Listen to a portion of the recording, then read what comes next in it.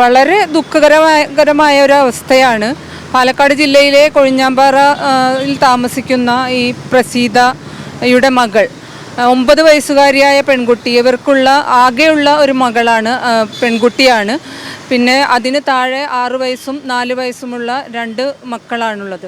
ഈ പെൺകുട്ടിക്ക് വീണ് കൈക്ക് പരിക്ക് പറ്റിയതിനെ തുടർന്ന് കൈ പ്ലാസ്റ്റർ ഇടുകയും വളരെ അശ്രദ്ധമായി അത് കൈകാര്യം ചെയ്തു എന്നാണ് നമുക്ക് മനസ്സിലാകുന്നത്. പിന്നീട് അത് കൈ മുറിച്ച് കളയേണ്ട അവസ്ഥയാണ് വന്നത്. കുട്ടിയുടെ വലതുകൈയാണ് മുറിച്ച് കളഞ്ഞിട്ടുള്ളത്.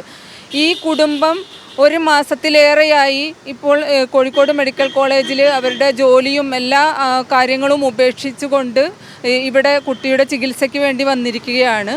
ഇവിടെ മന്ത്രിമാരും അതുപോലെ മറ്റ് അധികാരികളും സംവിധാനങ്ങളും ഒക്കെ വരികയും ഇവർക്ക് വേണ്ട എല്ലാ സംവിധാനങ്ങളും ഒരുക്കി കൊടുക്കും എന്ന് വാഗ്ദാനം ചെയ്യുകയും ചെയ്തു. ഇപ്പോൾ കഴിഞ്ഞ ദിവസമാണ് വിവരമറിയാൻ വേണ്ടി വിളിച്ചപ്പോൾ വളരെ പ്രയാസമാണ്. ഇവിടെ വന്നതിന് ശേഷം തന്നെ കുട്ടിക്ക് 5 സർജറി കഴിഞ്ഞു എന്നാണ് ഇവർ പറയുന്നത്.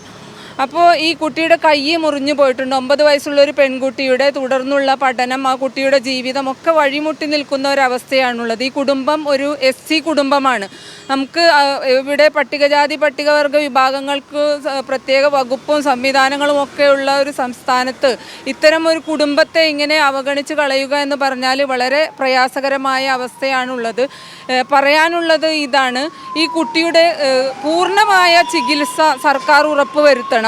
അതുപോലെ കുട്ടിയുടെ തുടർന്നുള്ള ജീവിതത്തിനും കുട്ടിയുടെ വിദ്യാഭ്യാസത്തിനുമുള്ള എല്ലാ കാര്യങ്ങളും സർക്കാർ ഏറ്റെടുക്കുകയും ഈ കുടുംബത്തിന് ഉണ്ടായ നഷ്ടത്തിന് മാന്യമായ പരിഹാരം നൽകുകയും വേണം. അതുപോലെ തന്നെ ഇത്തരം ആവർത്തനങ്ങൾ നമ്മുടെ നാട്ടിൽ നടന്നുകൊണ്ടിരിക്കുന്നു. ഈ മെഡിക്കൽ നെഗ്ലിജൻസ് ഇത് ഇനിയും ആവർത്തിക്കാതിരിക്കാനുള്ള കൃത്യമായ നടപടി സർക്കാരിൻ്റെ ഭാഗത്തു നിന്ന് ഉണ്ടാകണമെന്നാണ് പറയാനുള്ളത്. കുട്ടിയുടെ ചികിത്സയ്ക്ക് വേണ്ടി ഇതൊരു വളരെ ഗൗരവമുള്ളൊരു വിഷയമാണ്.